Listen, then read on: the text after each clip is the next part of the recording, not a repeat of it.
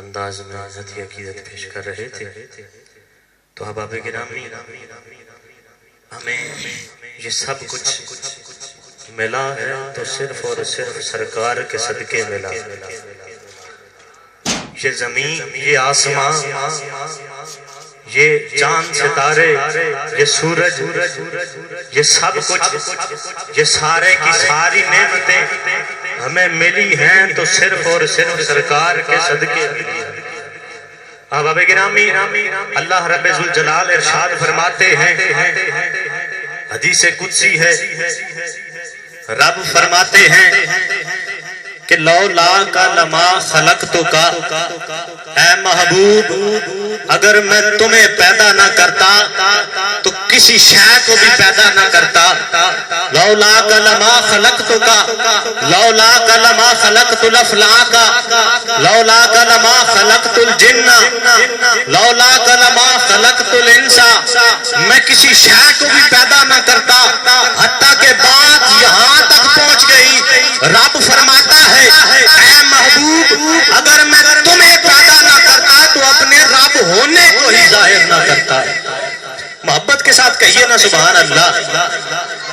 یہاں پہ رک کے ایک بات کہوں، احباب گرامی دیکھیے، آپ لوگوں میں سے کسی کا نام لیا جائے یا میرا نام لیا جائے تو جو نام لینے والا ہوتا ہے ہم اس کی طرف متوجہ ہوتے ہیں کہ کس نے ہمارا نام لیا ہے.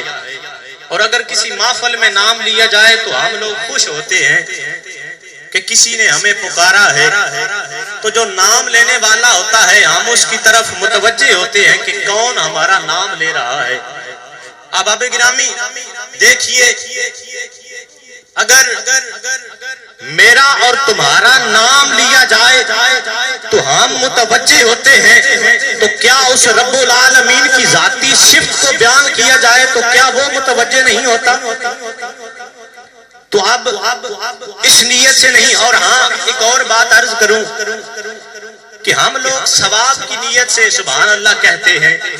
آج سے ثواب کی نیت سے سبحان اللہ نہیں کہنی. یہ اٹل ہے کہ اللہ رب العالمین نے ایک فرشتے کی ڈیوٹی لگا رکھی ہے کہ جب بھی میرا بندہ سبحان اللہ کہتا ہے تو وہ فرشتہ ثواب لکھ لیتا ہے.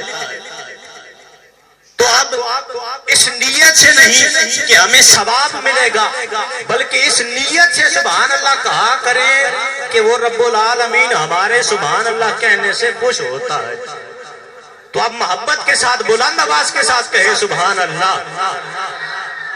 تو احباب گرامی میں عرض کر رہا تھا کہ رب فرماتے ہیں کہ اے محبوب اگر میں آپ کو نہ پیدا کرتا تو کسی شے کو بھی پیدا نہ کرتا، حتیٰ کہ میں اپنے رب ہونے کو ہی ظاہر نہ کرتا. جب یہ حدیث مبارکہ بریلی کے تاجدار امام احمد رضا خان بریلوی رحمت اللہ تعالی علیہ نے پڑھی تو بڑے خوبصورت انداز میں لکھا کہ زمین و زمان تمہارے لیے.